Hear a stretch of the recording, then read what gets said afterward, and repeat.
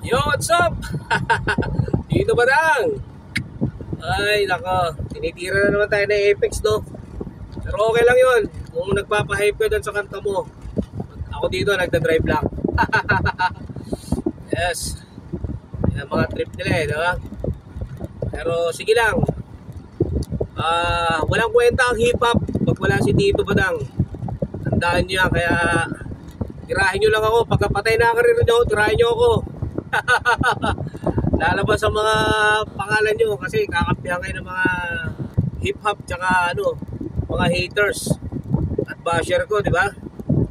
Kakampi sila sa inyo, kaya mas lalakas yung mga ilalabas nyo kasi magtutulungan nila ako. Ako papalabasing masama. Yun naman ang ngayon eh, di ba? Yun ang uso.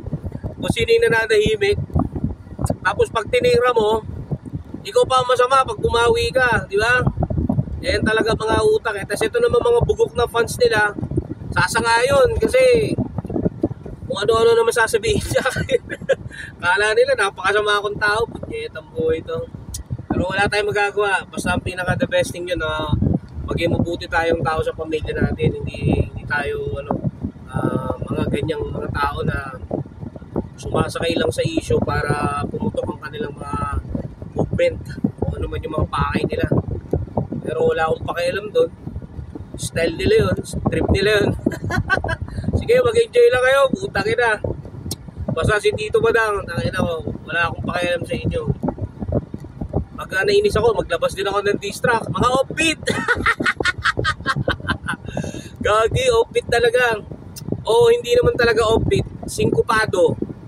O kasi, alam mo, pag isa kang arranger, yung BPM niyan, pag hindi tumatama yung mga palo ng beat doon at wala ka sa tono, sinkopado tawag doon. Matagal ako nagtrabaho sa studio kaya alam natin yan, di ba?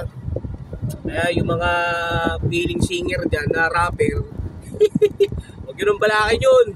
Kahit gaganto-ganto si Tito Badang, maganda boses nito pag kumanta to. Hindi katulad nyo, kahit na merong autotune, pangit pa rin ang boses. Eh ako, pag nilagyan mo ng autotune, mas maganda na. Panis. Ay, nako. Kahit walang autotune to, kaya ko yan. Kaya ako sasakay ka sa mga issue Apex. Okay lang yan. At least, di ba? Wala namang movie yata ngayon, Ay na. Ano pa kung kasing sikat ko kayo.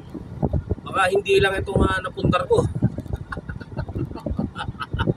Kaya mga burat. Tsupahan lang kayo, mga mamakla. Pag wala ng pera, mamakla na lang.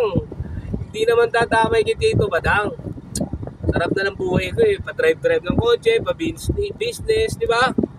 Nakisama sa mga katangahan nyo.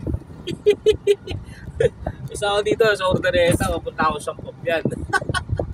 O di ba? Sarap dito, mga luga. Kaya ingat kayo ha. Basta pag payo ko lang, kapag palaus na kayo, tirahan nyo si Tito Badang. Automatic yan, sasagot ako. Magkiklik yung mga gagawin nyo. Ingat kayo, mga tamulmol.